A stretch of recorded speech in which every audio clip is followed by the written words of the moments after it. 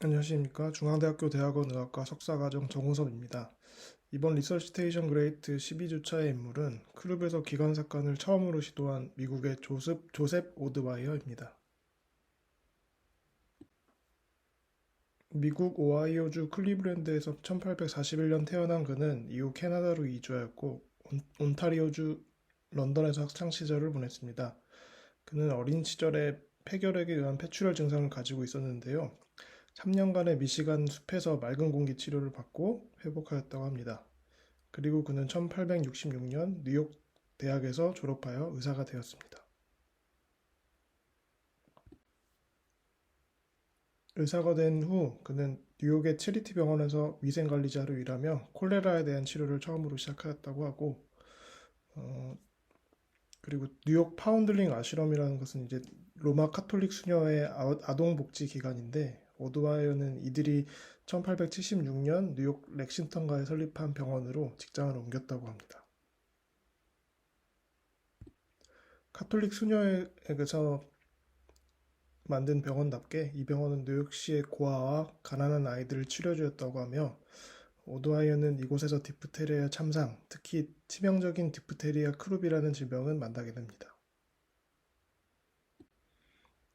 디프테리아 항독소가 발견되기 전 디프테리아의 가장 심한 형태는 후두염증이 동반된 것으로 이 감염은 이제 슈도멤브레인을 형성하여 에어웨이를 막을 정도로 발전할 수 있었습니다.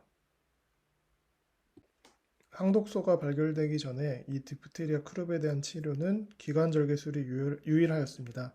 하지만 이 치료를 하여도 90%의 몰탈리티를 보였고 오드와이어는 1873년부터 약 7년간 수많은 기관절개술을 시행하였지만 한 명도 생존하지 못했다는 내용을 발표하기도 하였습니다.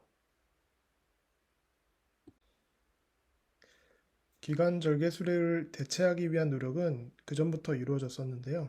1855년 파리의 외젠 부시는 속이 빈 튜브를 구인두를 통해 삽입하는 시술을 제안하였고 실제로 그는 10명의 크룹 환자 중에서 3명을 소생시킬 결과를 냈습니다. 하지만 그때 당시 파리의 동료들은 이 아이디어를 거절했다고 합니다.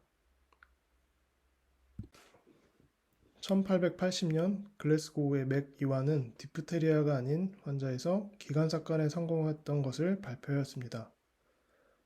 오드와이어 또한 1880년 기관절개술을 대체하는 시술이 필요함을 느꼈고 1882년 병리부의 윌리엄 노르스럼의 도움으로 연구를 시작할 수 있었습니다. 둘은 처음 연구를 시작하면서 바이벨벳 스페큘럼에 관심을 가졌습니다. 지금 산부인과에서 많이 쓰이는 도구인데 이 도구를 1882년 4살 여자아이에게 적용했고 8시간 동안 옵스트럭션을 막아주는 효과는 있었지만 결국 환자는 죽었다고 합니다. 이후 3년 동안 그의 이 기구를 통한 시도는 계속되었지만 한 건의 케이스만 소생에 성공하게 되었고 그는 이 방법을 포기하게 됩니다. 하지만 둘은 이 방법을 시도함으로 인해 에어웨이에 이물질을 넣는 것이 가능하다는 생각을 하게 됩니다.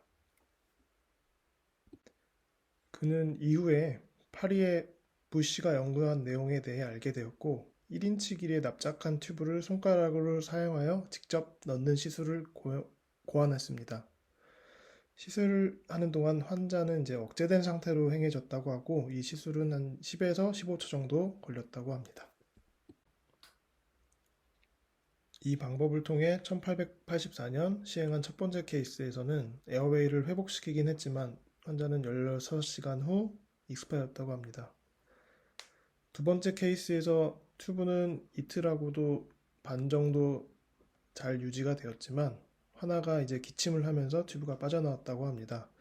튜브에 재삽입이 필요해서 이제 재삽입을 하는 동안 아이가 입을 갑자기 꽉 다물며 오드와이어의 손가락을 약 15분간 물고 있었다고 합니다. 이런 트라우마로 인해 오드와이어는 이후부터 개구기를 사용해서 기관사건을 시도했다고 합니다. 그리고 이 둘은 더 연구를 진행하여 포스트몰텀 룸에서 정상 후두와 디프테리아에 감염된 환자의 후두를 비교하고 해부학적 고찰을 통해 모형을 새롭게 만들어 몇 년에 걸쳐 기관사건 튜브의 모양을 바꾸게 되었습니다. 그는 기가삭간에 대해서만 몰두한 것이 아니라 전통적인 치료인 기관절 개술도 동시에 많이 시행했다고 합니다. 그는 수년간의 연구를 통해 인트로듀서, 익스트랙터, 개구기, 그리고 5개의 다른 사이즈의 삭관 튜브를 개발하였고 1890년대에 이 기구들은 세트로 만들어져 팔렸다고 합니다.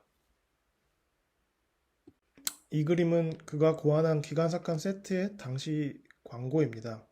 맨 위에 보이는 인트로듀서는 앞에 보면 튜브가 달려있는 것을 볼 수 있고 이것을 사용하여 튜브를 밀어 넣었다고 합니다. 두 번째 보이는 것은 개구기로 이제 환자의 손에 물리지 않기 위한 재갈입니다. 그리고 세 번째 보이는 것은 삭관된 튜브를 다시 빼낼 때 사용하는 익스트랙터이고 또한 마지막 밑에 사진은 각각 다른 사이즈의 기관삭관 튜브입니다.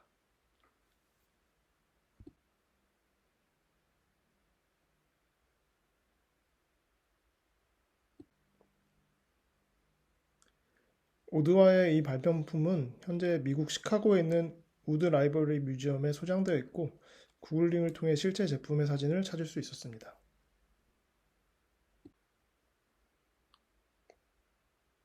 이 그림은 오드와이가 이 기구와 손가락을 통해 기관삭관하는 방법에 대해 묘사하고 있습니다. 그리고 마지막 사진은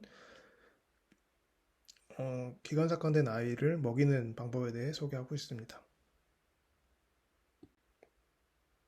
그는 1886년 이 새로운 튜브를 사용해서 50케이스에서 24%의 생존율을 보였고 1887년에 대해선 50%의 생존율을 보였다고 합니다. 이것은 당시 더 발전된 기관절개술의 생존율과 비슷하였습니다. 오드하여도 이 두 가지 방법에 대해서 누군가는 인투베이션을 선호하고 누군가는 전통적인 기관절개술을 선호할 것이라는 것에 대해 생각을 하였고 이 두 가지 방법 중 좀 더 좋은 방법을 이상적으로 선택하기 위해 통계적인 방법을 사용하도록 동료들에게 간청하였습니다. 그의 말을 요약하면 다음과 같습니다. 이 주제에 대해 더 믿을 만한 통계 결과를 얻기 위해 크룹의 치료에서 기관삭관을 하는 경우와 기관절개술을 하는 경우에 대한 결과를 모두 발표하도록 하자. 충분한 양의 케이스가 쌓이면 두 치료의 진정한 회복률을 비교할 수 있을 것이다. 그는 그의 튜브를 이용해서 이후 만성 후두협착 환자들의 치료에도 사용했습니다.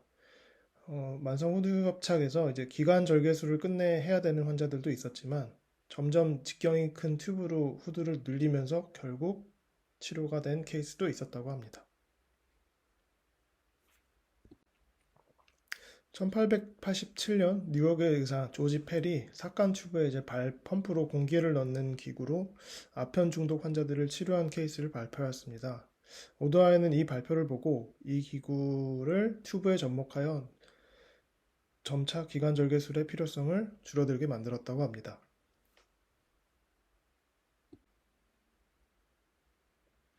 그의 친구들과 동료들은 그가 내성적이고 사려 깊은 사람이었다고 이야기합니다.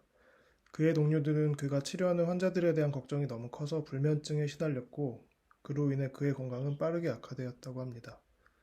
이렇게 기관삭관에 지대한 공헌을 한 의사는 비교적 젊은 나이인 57세의 나이로 사망하게 됩니다.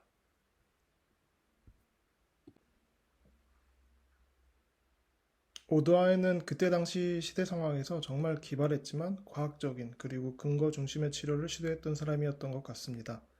새로운 치료에만 몰두한 것이 아니라 정통적인 치료도 계속해서 가면서 새로운 치료를 단계 단계 발전시킨 그의 모습이 인상적이었습니다.